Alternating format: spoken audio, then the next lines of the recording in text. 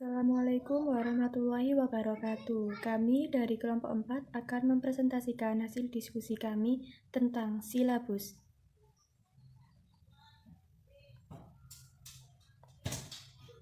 Nama saya Erlinda Ripka Anggraini. Pengertian silabus. Pengertian silabus adalah rencana pembelajaran pada suatu kelompok mata pelajaran atau tema tertentu yang mencakup standar kompetensi, kompetensi dasar, materi pokok atau pembelajaran, kegiatan pembelajaran, indikator pencapaian, kompetensi untuk penilaian, alokasi waktu, dan sumber belajar. Saya Novita Cayanti akan menjelaskan tentang pengembangan silabus.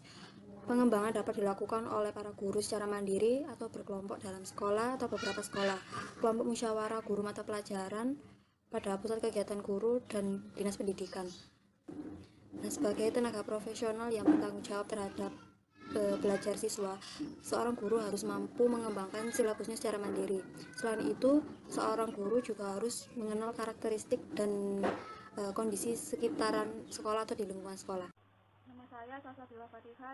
Di sini saya akan menerangkan tentang prinsip-prinsip yang ada di dalam silabus. Prinsip pengembangan di sini ada 3. Yang pertama, ilmiah. Ilmiah itu keseluruhan materi dan kegiatan yang menjadi muatan dalam silabus harus benar dan dapat dipertanggungjawabkan secara keilmuan. Jadi kita tidak boleh mengarang sendiri teori-teori itu. Yang kedua ada revelan. Revelan itu cakupan kedalaman, tingkat kesukaran atau urutan penyajian materi dalam silabus sesuai dengan tingkat perkembangan fisik, intelektual, sosial, emosional, spiritual beserta didik.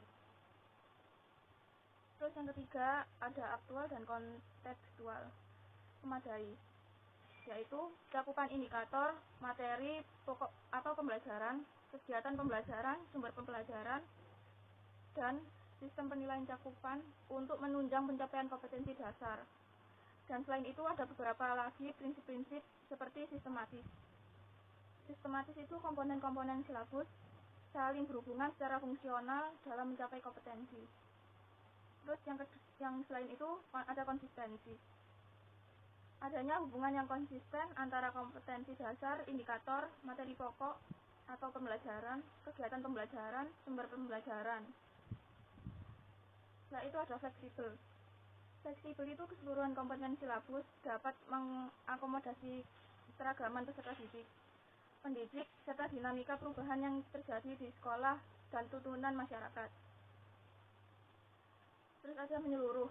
Menyeluruh itu komponen silabus yang mencakup keseluruhan peranan kompetensi seperti kognitif, afektif, psikomotor. Nama saya Mirna Febri. Di sini saya akan menerangkan tentang prinsip pengembangan dan unit waktu silabus. Prinsip pengembangan silabus yang dilakukan oleh setiap satuan pendidikan harus tetap berada dalam satu bingkai pengembangan kurikulum nasional atau standar nasional.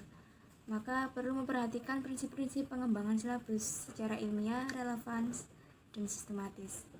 Silabus mata pelajaran yang disusun berdasarkan seluruh alokasi waktu yang telah disediakan untuk mata pelajaran selama penyelenggaraan pendidikan di tingkat satuan pendidikan. Penyusunan silabus itu sendiri harus memperhatikan alokasi waktu yang disediakan per semester, per tahun, dan alokasi waktu mata pelajaran lain yang sekelompok. Sehingga penerapan pembelajaran per semester harus menggunakan penggalan silabus yang sesuai dengan standar kompetensi dan kompetensi dasar untuk mata pelajaran dengan alokasi waktu yang tersedia pada struktur kurikulum. Nama saya Fatimatu Zahro. Di sini saya akan menjelaskan tentang langkah-langkah pengembangan silabus. Yang pertama, mengkaji standar kompetensi. Mengkaji standar kompetensi mata pelajaran dengan memperhatikan hal-hal berikut. Urutan berdasarkan konsep disiplin ilmu atau tingkat kesulitan materi. B. Keterkaitan antar standar kompetensi dan kompetensi dasar dalam mata pelajaran. Yang C. Keterkaitan standar kompetensi dasar antar mata pelajaran. Yang kedua yaitu mengkaji kompetensi dasar. Mengkaji kompetensi dasar mata pelajaran dengan memperhatikan hal-hal berikut. A. Urutan berdasarkan konsep disiplin ilmu atau tingkat kesulitan materi. Yang B. Keterkaitan antar standar kompetensi dan kompetensi dasar dalam mata pelajaran. Yang C. Keterkaitan standar kompetensi dasar antar mata pelajaran. Yang ketiga, yaitu merumuskan indikator pencapaian kompetensi. Maksud indikator di sini mempunyai 3 makna. Yang pertama, indikator merupakan penanda pencapaian kompetensi dasar yang ditandai oleh perubahan perilaku yang dapat diukur, mencakup sikap, pengetahuan, dan keterampilan. Pengertian indikator yang kedua yaitu perilaku yang dapat diukur untuk menunjukkan ketercapaian kompetensi dasar tertentu yang menjadi acuan penilaian mata pelajaran. Indikator yang ketiga merupakan rumusan kemampuan yang harus dilakukan siswa untuk menunjukkan ketercapaian kompetensi dasar. Dengan kata lain, indikator merupakan titik tolak ketercapaian kompetensi dasar. Langkah yang keempat merupakan mengidentifikasi materi pokok atau pembelajaran. Dalam hal ini, mengidentifikasi materi pokok harus mempertimbangkan hal-hal sebagai berikut, yaitu yang pertama, potensi peserta didik, relevansi dengan karakteristik daerah. Yang kedua, kebermanfaatan bagi peserta didik.